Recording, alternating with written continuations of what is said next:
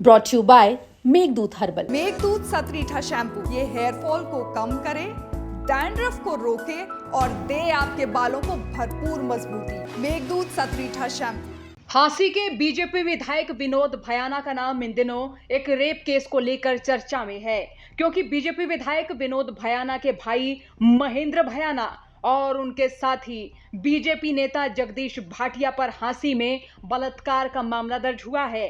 पीड़ित महिला ने आरोप लगाया है कि 2019 के चुनाव से 2-4 दिन पहले उसे मिठाई लेने के बहाने दुकान में बुलाया गया, जहां दुकान का शटर गिराकर उसके साथ दोनों ने बलात्कार किया। जब महिला ने विरोध किया तो उसके नाबालिग बेटे को गुंडों से उठवाने की धमकी दी गई। आपको सुनाते हैं पीड़िता ने क्या कुछ बताया है। जी बताएं, किस तरह क्या हुआ? ये 2019 की घटना है जी। 2019 के चुनाव से 4-5 दिन की पहले की बात है।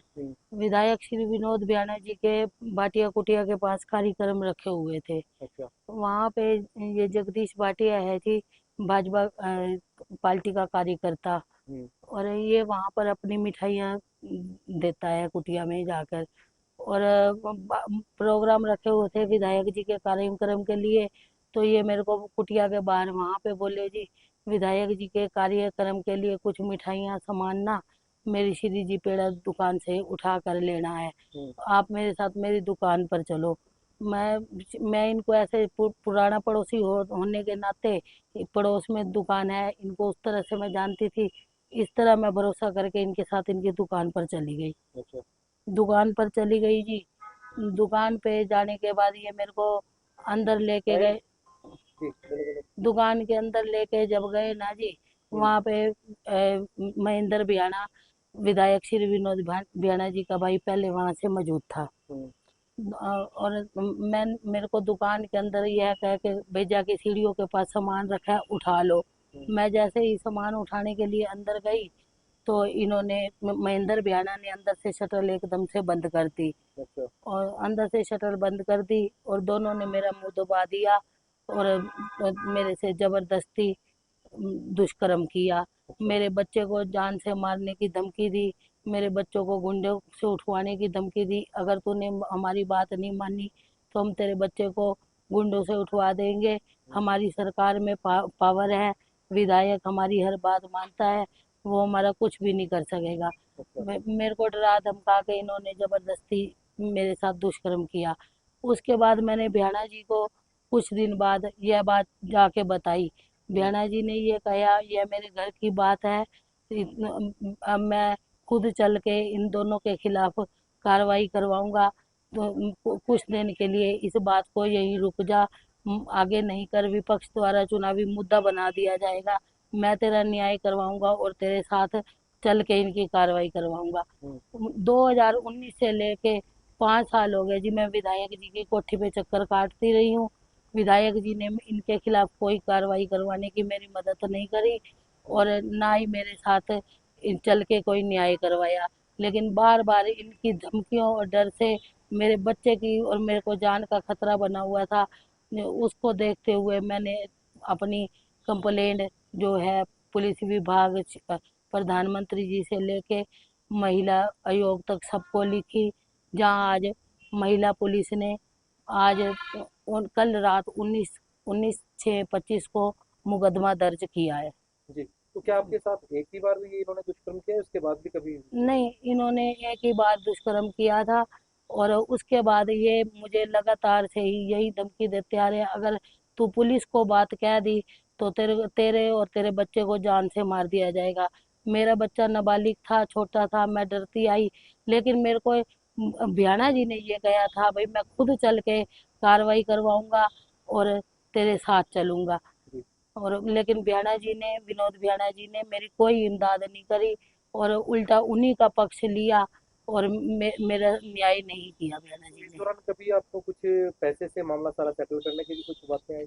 ये अब आज 15 दिन हो गए हैं जी मुकदमा दर्ज से पहले। मेरे को थाने के अंदर भी राजनीतिक काफी बंदे आए, भाई इस दरखास्त को वापस ले ले। मेरे घर पर भी चल के आए, भाई इस दरखास्त को वापस ले ले। मैंने सबको ये कह दिया, भाई मैं इस दरखास्त को वापस नहीं लूंगी, चाहे बयाना जी कुछ करेंगे, मैं नहीं डरूंगी। मैं अब अपनी लड़ाई सरकार से, अपनी पुलिस विभाग से अपनी न्याय मांगूंगी। आखिरी बार आपकी कब विधायक विनोद खैरा से बात हुई? आखिरी बार मेरे विनोद बयाना जी से 1.5 महीना पहले बात हुई थी। अच्छा। 1.5-2 महीने पहले बात हुई थी। और मैं उनके पास गई थी और मेरे को रोज कहते रहे आज बुलाऊंगा, कल बुलाऊंगा, मैं खुद तेरे साथ चलूंगा। आखिरी बार जब मैं गई, मैंने कहा बयाना जी आप मेरी इमदाद नहीं कर रहे हो, मेरे को वो लोग धमकी दे रहे हैं, आप मेरे साथ चल के कार्रवाई करवाओ। धमकी किस तरह की दी गई आपको? मेरे को यही धमकी देते रहे हैं ये दोनों, भाई अगर तू पुलिस में कोई कंप्लेन करेगी तो तेरे बच्चे को उठवा के और तेरे को भी जान से मरवा देंगे। हम सरकार के पावरफुल बंदे हैं, हमारा पुलिस भी कुछ नहीं बिगाड़ सकती। तो आपने घटना के बाद सबसे पहले आपने किसको ये पूरी जानकारी दी? मैंने घटना के बाद मैंने विधायक विनोद बयाना जी को ये पूरी जानकारी दी। आपके परिवार में और कौन कौन लोग हैं? मेरी बूढ़ी बीमार माँ है और मेरा बच्चा है। जी। आपके पति की क्या? तलाक हो चुका है जी। अच्छा, तो ये आपने जो पुलिस में जो शिकायत दी है, क्या मामला दर्ज हो चुका है? हाँ जी, FIR कल 19/6 को कट चुकी है जी। अच्छा, तो अब पुलिस क्या करती है वो आप देखो जी। आप क्या चाहते हैं इस पूरे मामले में, क्या चाहते हैं? मैं ये चाहती हूँ जी इन दोषियों को सजा मिलनी चाहिए जी। तो वहीं इस मामले पर बीजेपी विधायक विनोद भयाना ने आरोपों को झूठा करार कर दिया। विनोद भयाना ने कहा कि महिला का चरित्र ही ठीक नहीं है। उन्होंने कहा कि महिला अगर इतनी सच्ची थी तो घटना के इतने समय बीत जाने पर भी वो चुप क्यों रही। उन्होंने कहा कि आरोप भले ही इनके सगे भाई पर है, लेकिन वो गलत है तो उसे सजा होनी चाहिए। जरा सुनिए विधायक विनोद भयाना ने क्या कुछ कहा। कि मेरे भाई पे एक महिला ने कोई रेप का मुकदमा दर्ज करवाया है। मेरा इसमें ये कहना है कि ये सारी बात जब मेरे सामने आई तो मैंने बड़ी बारीकी से सारी बात को देखा और मेरे जो संज्ञान में आया कि ये जो महिला है जिसने FIR लॉन्च करवाई है, इसने पहले भी एक FIR लॉन्च करवाई थी और बाद में इसने कोर्ट में अपना बयान बदल दिया था। और विशेष तौर पे ये जो आज FIR लॉन्च हुई है ये 2009 का केस, 2019 का केस बता रही है। 2019 से लेके आज तक ये महिला क्यों नहीं आई थाने में, क्यों नहीं गई किसी के पास भी। और जहाँ तक चलो ये एक जांच का विषय है, मुकदमा दर्ज हो गया, मुकदमा दर्ज होने से कोई आरोपी नहीं होता।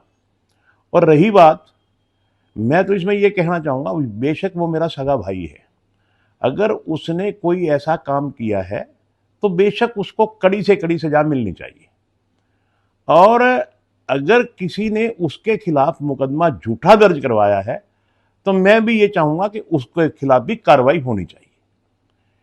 उस महिला का प्रीवियस जो हिस्ट्री है, जो उसका पीछे की जिंदगी है, उसके बारे में भी पूरी जांच होनी चाहिए और समाज को भी देखना चाहिए। और अगर मेरे भाई के खिलाफ भी कोई पीछे ऐसा है तो उसको भी समाज देखे। निष्कर्ष ये है, मैं किसी कीमत पे भी नहीं चाहूँगा कि कोई भी दोषी बचे, चाहे वो मेरा सगा भाई हो और चाहे वो महिला हो।